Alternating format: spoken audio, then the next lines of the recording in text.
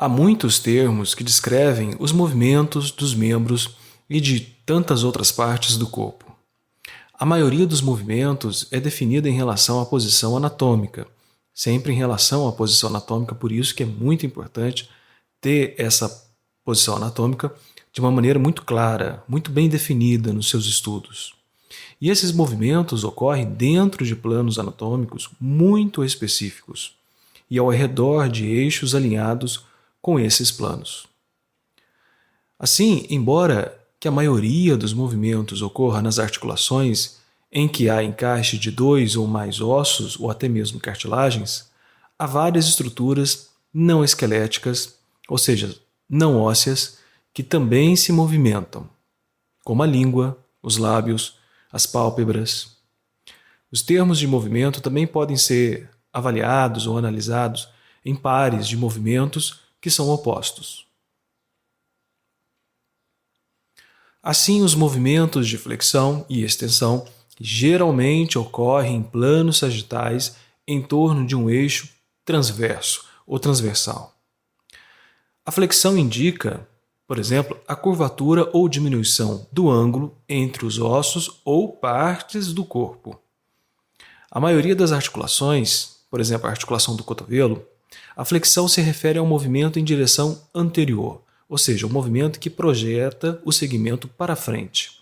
A extensão, por exemplo, o movimento contrário da flexão, indica um arranjo que aumenta o ângulo entre os ossos ou as partes do corpo. Essa extensão geralmente ocorre em direção posterior, ou seja, para trás. A articulação do joelho, que apresenta rotação de 180 graus em relação às outras articulações, ela é excepcional, muito diferente. Pois a flexão do joelho refere-se ao movimento posterior e a extensão ao movimento anterior. Veja que há uma inversão. A flexão dorsal, ou também conhecida como dorsiflexão, descreve a flexão na articulação do tornozelo, como ocorre ao subir uma ladeira ou até mesmo levantar os dedos do chão. Já a flexão plantar curva o pé e os dedos em direção ao solo, como quem quer ficar na ponta dos pés. A extensão de um membro ou parte dele, além do limite normal, além daquele limite habitual, é chamada de hiperextensão.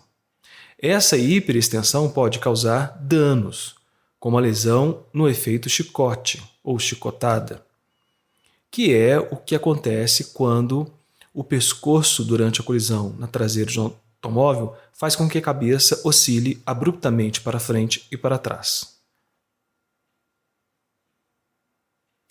Os movimentos de abdução e adução geralmente ocorrem em um plano frontal ou em torno de um eixo antero-posterior. Com exceção dos dedos, a abdução significa que ocorre o afastamento do plano mediano, ou seja, o afastamento lateral do membro superior em relação ao corpo, por exemplo. Já a adução significa a aproximação desse mesmo plano, ou seja, do plano mediano.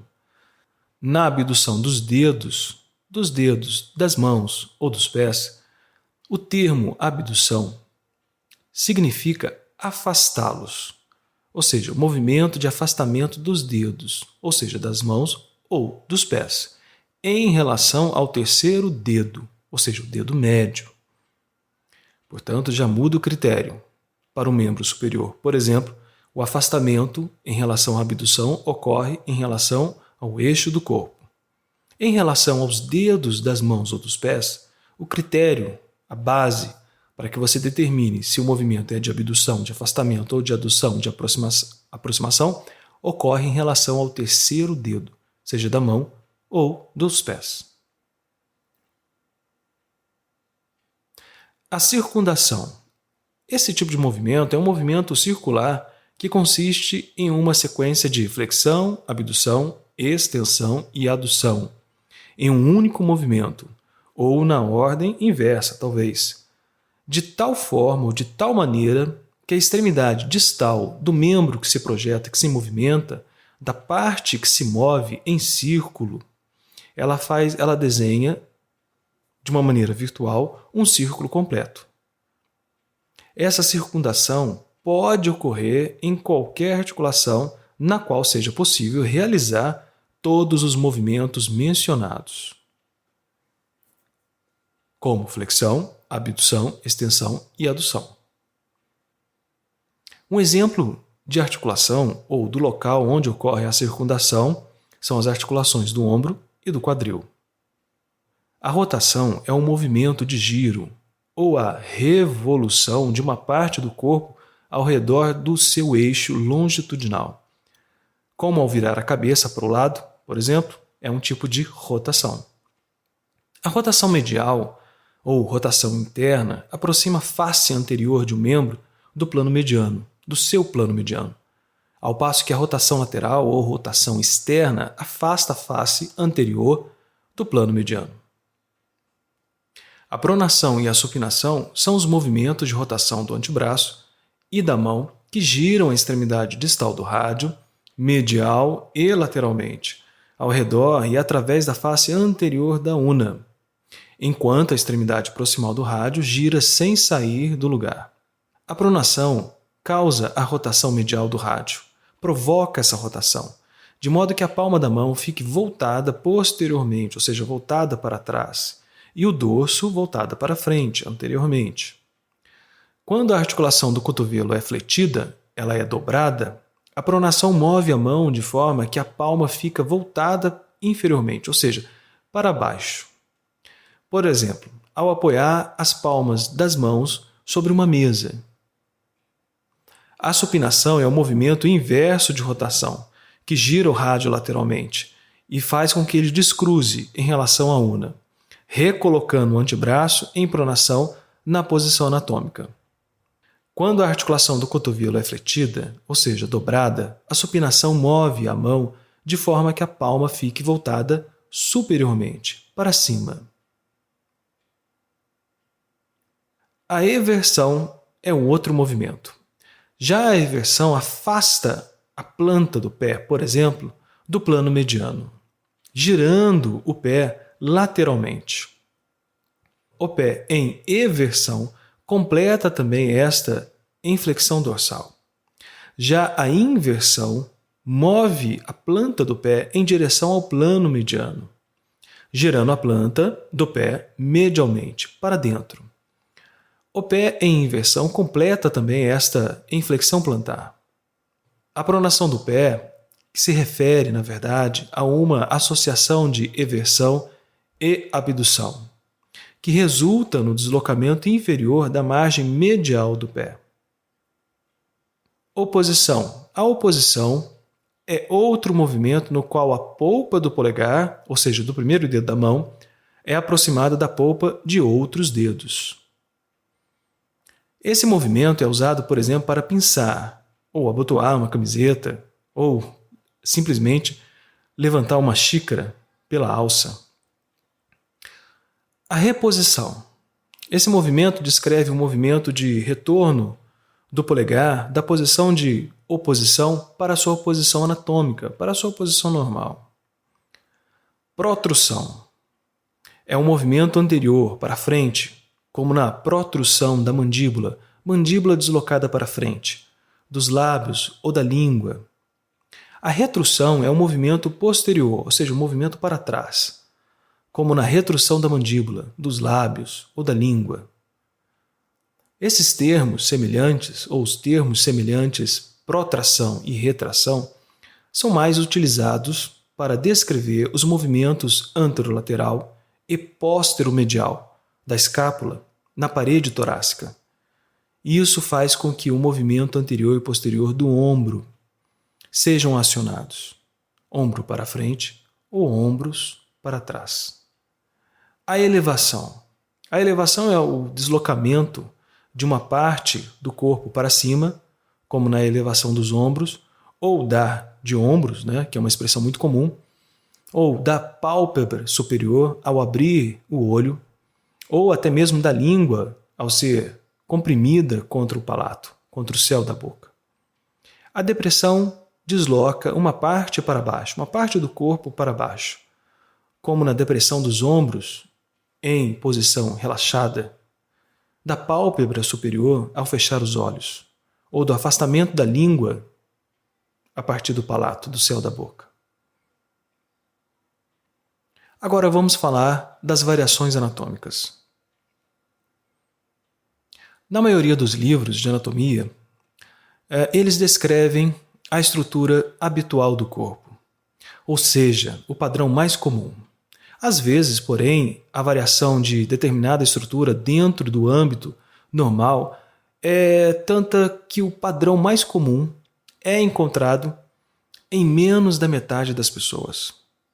E é nesse momento que os estudantes, frequentemente, como eles desconhecem as variações anatômicas, eles acabam causando danos acidentais ao tentarem obter uma aparência semelhante mostrada nos livros. É nesse momento que deve-se esperar por variações anatômicas ao dissecar ou a examinar peças anatômicas naturais. Isso é fato determinante porque, em um grupo aleatório de pessoas, a aparência física de cada uma é diferente. Os ossos do esqueleto variam, não apenas em seu formato habitual, na sua forma comum, na forma como conhecemos os ossos, mas também em detalhes menores da estrutura que estão localizadas na superfície. Há uma grande variação, uma variedade no tamanho, no formato e no modo de inserção dos músculos. Da mesma maneira, do mesmo modo, os padrões de ramificação das veias, das artérias, dos nervos são bastante desiguais. As veias, por exemplo, são as estruturas que mais variam, e os nervos, em contraponto, são os que menos variam. Portanto, essa variação individual precisa ser levada em conta no exame físico, no diagnóstico e no tratamento. A maioria das descrições dos textos pressupõe uma gama, uma quantidade de variação anatômica. Entretanto, muitas vezes a frequência, a repetição de variação é diferente nos diversos grupos humanos, e as variações percebidas em uma população podem não ser aplicadas aos membros de outra.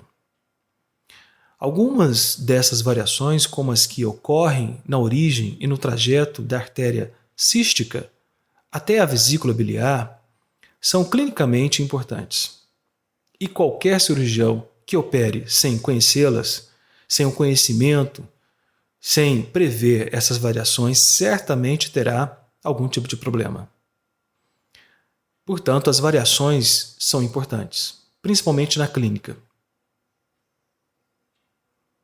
Além das diferenças étnicas, sexuais e de raças também, os seres humanos apresentam considerável variação genética, como a polidactilia, ou seja, que são os dedos extranumerários, são um tipo de variações anatômicas, vinculada à variação genética.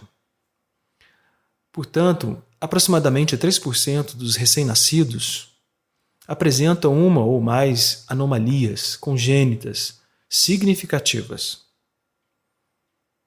Na verdade, a descoberta de variações e anomalias congênitas em cadáveres é um dos muitos benefícios da atividade de dissecação, pois ela permite que os estudantes se conscientizem da ocorrência de variações e tenham uma noção de sua frequência, de sua ocorrência. No próximo episódio, vamos falar sobre fáscias e compartimentos do corpo. Até daqui a pouco.